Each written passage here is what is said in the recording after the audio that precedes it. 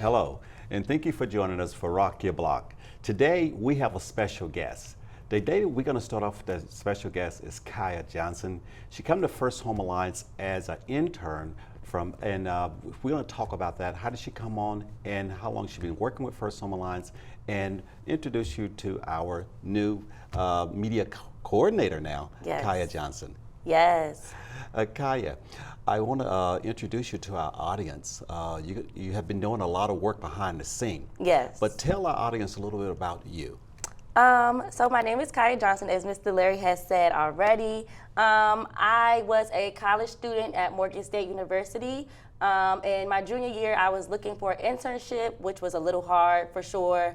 Looking for an internship that I would, actually be interested in. But we have a business group chat where I found out about the opportunity. I went ahead and applied, and by the grace of God, I was actually given the opportunity. I think my first interview was with you and Miss Vanessa, and I was so scared, but you all ended up calling me back for that second round of interviews and then let me know that I get the opportunity, and I was just so excited. And then I was brought on the team. I think this was like 2021, 2022. And it's been great ever since. So after I received my degree in marketing, you all actually offered me that full-time opportunity, and now this is where I am. Yes. Well, you have a very good story and a journey, from being in school. So when you first came on as an intern, were you a sophomore, junior? I was a junior during my internship, yes. Okay, and you did an excellent job. Talk to about the internship. I think it was the Elijah Commons grant in honor of his Elijah Commons, the U.S. representative, and you were selected from a pool of interns, of course, and the resume, of course, stood out among the crowd. And so, yes, it was a fabulous interview, well qualified with your background, and you were also working with another group, a church group that you was doing some marketing as well. Tell us about what you was doing with that organization as well. So I worked with Wilson Boulevard Christian Church. It's actually located in Virginia. So my friend actually told me about the church. Her aunt was the pastor, the senior pastor there. So she let me know that she was looking for a social media coordinator, someone to make those flyers for her, get the engagement higher on her Instagram accounts or her Facebook accounts. So I was just helping her with that, making those flyers for her, and then applying any skills that I was learning while in college to her business. So that was definitely a great opportunity too. I'm like the type of person that takes things and runs with it for sure. Yes, and talk about your experience as an internship when you first come on about over 2 years ago. Yes, so my internship was a very fun experience. Working with First Home Alliance, like my first day, I felt like I was family for sure. I got tasks every week, and I think they were handed to me by Alejandra. So I was also given tasks of things that I haven't done before. So I think one of the things that I had never done before was doing like postcards. I had weekly meetings with Alejandra as well, just giving me different types of tasks. I think I was even doing like some things in spreadsheet. So just my internship was a very hands-on experience that I was very grateful for, because prior to that internship, because you all were my first internship actually, I had no hands-on experience with marketing. So I was just very grateful for that hands-on experience, and even more grateful to be given that full-time opportunity afterwards. Yes, and so with that internship and in school and after graduating, how did that help prepare you? Because you actually worked another full-time job before coming on the First Home Alliance. How did that help prepare you, the internship? So my other job that I received after graduation, it was marketing, but it was a form of direct marketing. So I was doing more so door to door. But even in so, I feel like my internship definitely helped me build or grow those communication skills, which definitely helped me since I was doing direct marketing with things that are more face to face. So it was definitely successful in that aspect. Everything went hand in hand for sure. Yes. Well, now that you're on board, and of course you are our media coordinator, but you also do co-producing as well. Tell our audience a little bit what you have been doing in reference to helping put this Rock Your Block show on. All right, so in producing the Rock Your Block show, what I do, I submit elements, so everything that's needed for us to make the show go on, basically. So I usually I have a list of people who Mr. Larry might be interested in interviewing, or a list of people who I think, bring a big impact onto the community.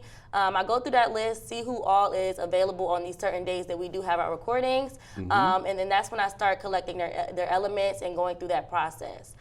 So some things that I ask candidates for before they come on to do their recording. Would just be like their biography, some photos that they would like to share with the audience, a little bit about their backstory, and then the biggest thing that goes into a recording, I would say, are their photos. So usually I ask them for about 10 to 15 photos, and that's exactly how I know how we're going to run the show, by those photos that they submit. Yes, and so you've been in those meetings, those Friday meetings we have when we talk to our staff, and we're talking about impact and some of the clients that we have serviced. Talk to us about, some of the clients that you may have interviewed and what impact the First Home Alliance services had on them, and you try to highlight those things. Yes, exactly, perfect. So I'm happy that you brought that up, because those are some of the next people that we will be interviewing during these Rock Your Block recordings.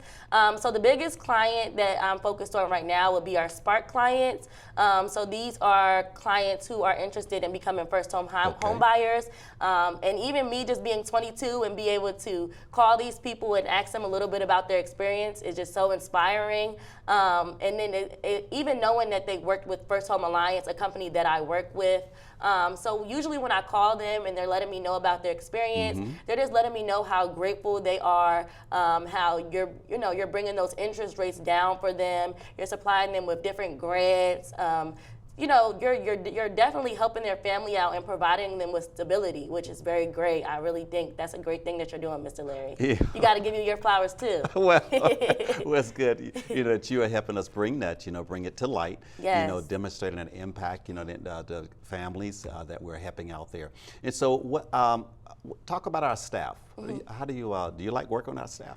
I love working with First Home Alliance. So beforehand, I was just part-time, as you know. So I wasn't coming in as much. I was more so seeing everyone every year for the gala that we have, our annual symposium and gala. However, now that I am full-time, I'm going to be able to see everyone a little bit more. And I love all the staff members. Charlene, Zai, Miss Vanessa is my birthday twin, so me and her are like besties. Yes. Everyone, I definitely love working with everyone. There's a few new faces that I'm not familiar with, but we're going to get there for sure. Okay. And tell me about some of the things, some of the goals that you have set for the next, just coming on board. And so for your first 90 days, what are some of the goals that you're trying to pursue? So I haven't fully finished my goal list so far, but something I definitely want to do is start, expanding that impact that we do have, so people know what services we are providing for First Home Alliance. I feel like we need to bring their experiences to light a little bit more, so that's exactly why I'm doing the testimonials. I want to put like more of a personal perspective on everything. Have those people who actually were able to close on their homes come in and you interview them. So that's brought to light for sure. Another goal I'm having, or something that I want to put into plan, is actually having you, Mr. Larry. I haven't told you, but having you go into like community centers or recreation centers, posting some more flyers out there. Something that I want to do also is just figuring out where exactly I can, post these things. Okay. Yeah. All right. And so definitely, we're going to appreciate you coming in and sitting down and doing this interview today. And today we're getting ready to have an interview, one that you had a large role in bringing the person in. Yes. And so I want to thank you for coming in, and tell us just a little bit about the guest that we have coming up next, Delegate Kim Taylor. Yes, so Delegate Kim Taylor is actually my friend's mother. It's crazy because I've known him since freshman year at college at Morgan State, and you would have never known that his mom had like such a huge impact on the community because he's very quiet. However, I'm like, Nick, please, I need to get your mom's email so I can schedule this interview for her. I know she has so much going on. And he finally gives it to me this year, maybe like in November, I would say, and I emailed her, and I was just so happy that she actually had the time to reply and come in, because she definitely is having that huge impact on the Prince George's community area. Okay, well, we're looking forward to that. Yes. And again, I want to tell you thank you and welcome aboard. We're looking for a lot more of your work in the field of production. Yes, All thank right. you. All right, thank you for having me. All right, thank you. Welcome aboard. Thank you. All right. Thank you for joining us for this portion of our interview. And we're going to be right back after a short break with the Maryland Delegate Kim Taylor. Hello, and welcome back to Rock Your Block, where we highlight individuals who impact our community. I'm your host, Larry Laws. I have the honor to introduce to you a person who serves as Maryland State Delegate, whose impact on Prince George's County spans over 3 decades. Kim is a dynamic force, seamlessly blending the roles of business owner, politically engaged activist, and community leader. For more than 25 years, Kim, alongside her husband, Steve, has been at the helm of Family Choice Healthcare, a testament to their enduring commitment to serving the community. Beyond the business realm, Kim's dedication to civic and political engagement is evident in her tenure as a former staffer for Maryland State Senator Paul Pinsky. Handling constituent issues of significance, Kim gained invaluable insight into intricacies of the county's education system, senior citizens' concerns, and housing issues. Her experiences fueled a passion for justice, leading Kim to actively fight for fair and unbiased home appraisals and advocate for the rights of seniors to thrive in place.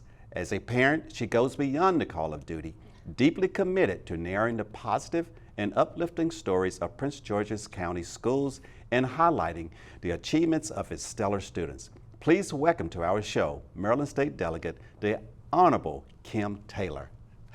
Welcome, Tim. Hey, Kim. K-Y-M at that. K-Y-M. Yes. Welcome. Listen, it's my pleasure to be here. Yes, ma'am. Yes. Well, it's a pleasure to have you here, and thank you for joining us. Yes. And so let's go ahead and get started. Sure. Yes. Sure. How did you get started on this race of becoming a delegate? I was HOA president in my former community for 8 years. I serve as HOA president in my current community. I've been PTA president. I serve on a couple of boards for the career and technical education programs in Prince George's County Public Schools. Yes. All those roles put me in front of our council, our state delegates at the time, and I thought, maybe I could do, as it turns out, one of our council people was running. She talked to me about what she was intending to do, and I just happened to say, one day I'm going to run for office.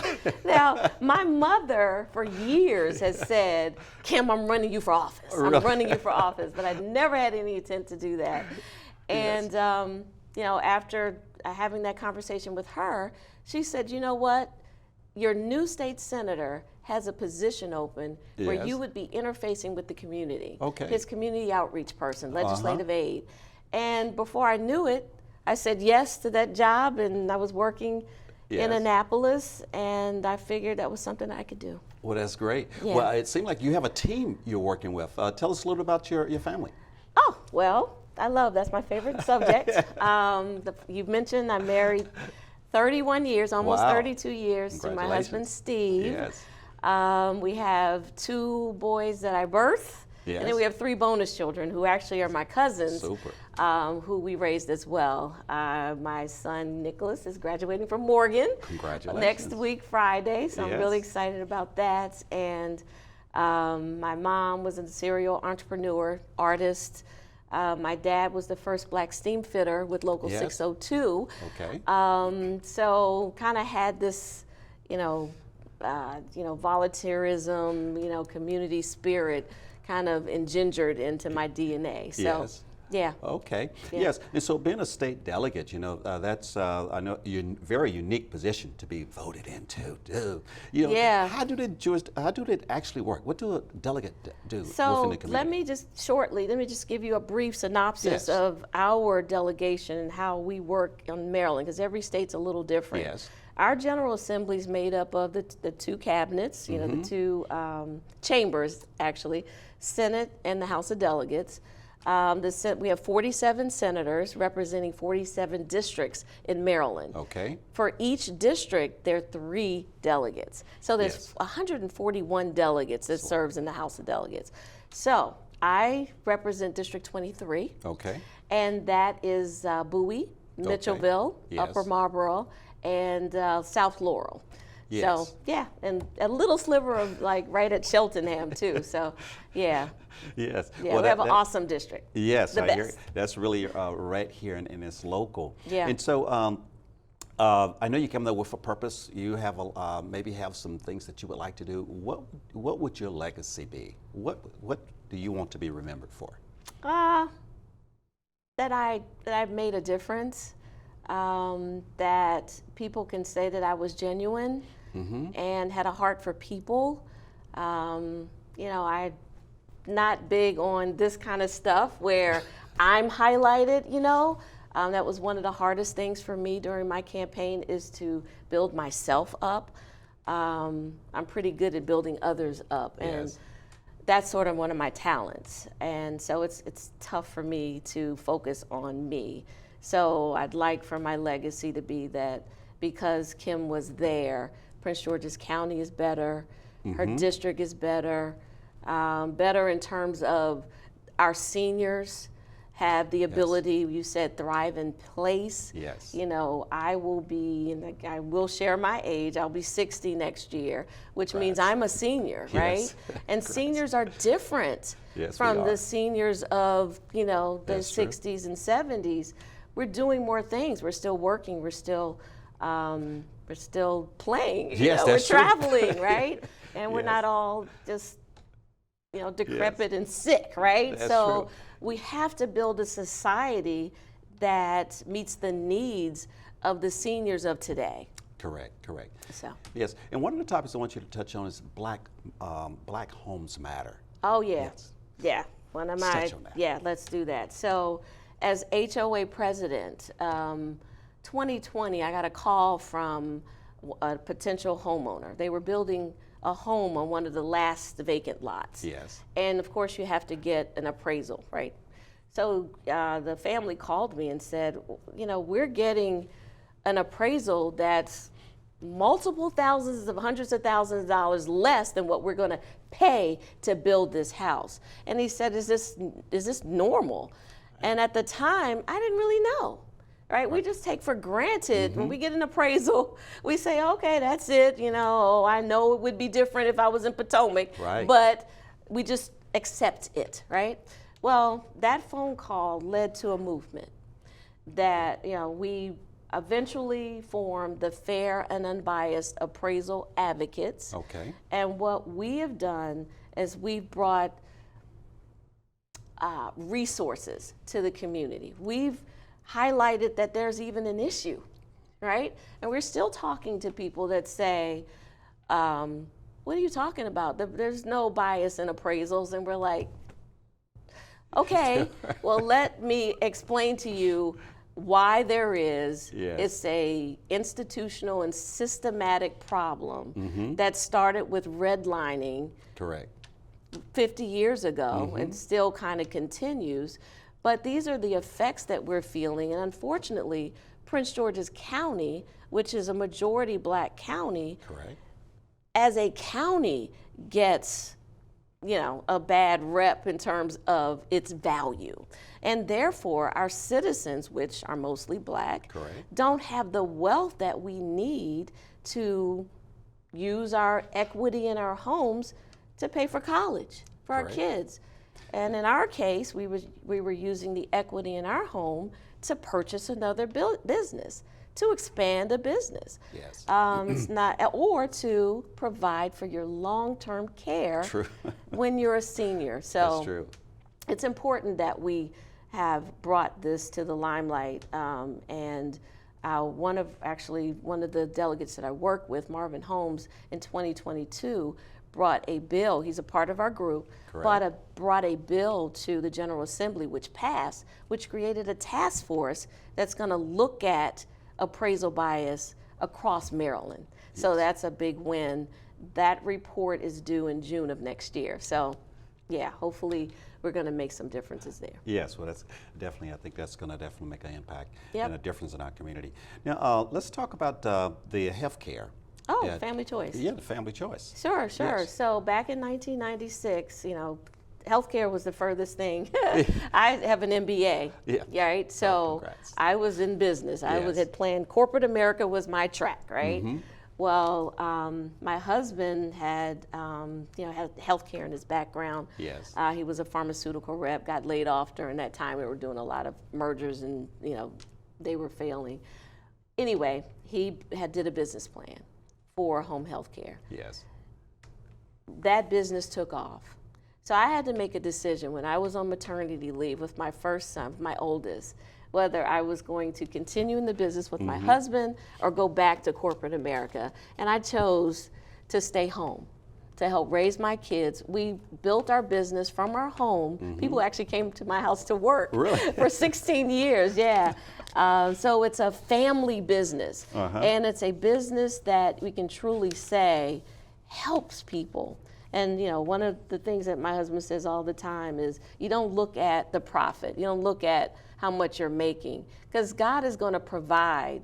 If you're helping other people, he will provide for you to make sure you can continue to do that work.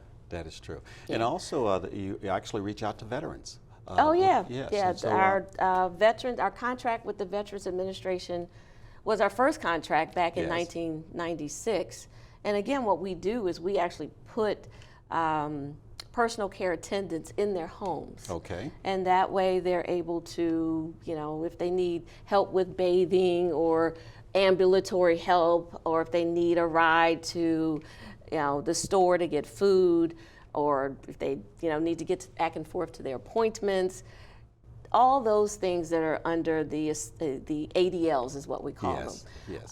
So we manage those. And for veterans, we do private pay, and 85% of our business is Medicaid. Yes. And we actually have expanded our business. We're not just in Maryland anymore. We're in New Jersey and in Pennsylvania as well. Yes, okay. Yep. But yes, and so that is really great, Wayne. I appreciate, you know, all the work that you're doing with our veterans, which is dear to my heart. Okay, So, okay, absolutely. Yes. Love our veterans. Yes, Yep, yes. And also, you're a member of a sorority. Am I? Yes, you Listen, are. 40 years 40 I'm a member of the sorority. And you're still supporting. Yes, tell us a little bit about it. Joined Alpha Kappa Alpha Sorority Incorporated November 18th, 1983. Can't ever forget that day. So that was 40 years ago, just a couple of weeks ago. Still involved with our sorority. I'm a charter member of our Willow Oak, Maryland Links Incorporated. Yes. So we're the Links Incorporated Willow Oak, Maryland chapter. I'm a charter member of the National Harbor chapter of Jack and Jill of America. Yes. And we're starting a new chapter of Alpha Kappa Alpha in Prince George's County, so I'm a part of that as well. It's important. That work is very important because we really do go into the schools.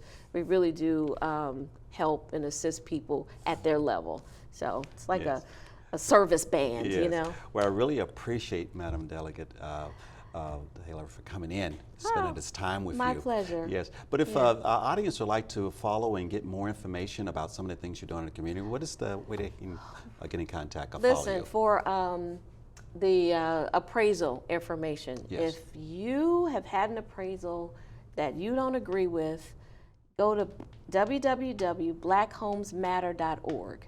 Okay. And you can find a list of resources, and then you also know that you're not alone because there's dozens of news articles and programs on there that you'll see that other people in your same position. For me, you know, Kim from Maryland, don't ever forget the Kim for Y. I call myself the OG KYM. So it's Kim, KYM for Maryland, spell out .com. And I love that. I love that people can see what I'm doing. And if you have any questions, and even if you're not in my district and you want to reach out to my office, I don't know if I should share my phone number there, but you know, you can find me on the General Assembly's website. And you know, I appreciate helping wherever I can. Okay. Yep. Madam Taylor, well, thank you again for coming in and joining us today. It's been my pleasure. It's been fun. Thank you. Thank you very much. I hope you enjoyed the interview with this Maryland State Delegate Kim Taylor. It has been an honor to recognize her accomplishment and involvement within our community. If you would like more information about Kim, you may find her on Facebook and other social media platforms. In closing, my name is Larry Laws of First Home Alliance, and it's been my pleasure sharing with you our mission and highlighting people in our community that are making an impact. If you have questions about financial fitness or how we can help make your dream of homeownership a success, email your question to help@firsthomealliance.org. and tune in to our next show to see if your question was selected to be shared with our audience. You can easily get more information about our services by visiting us on the web at firsthomealliance.org. And please follow us on Facebook. Thank you for watching today's segment of First Home Alliance, and join us next time to rock your block.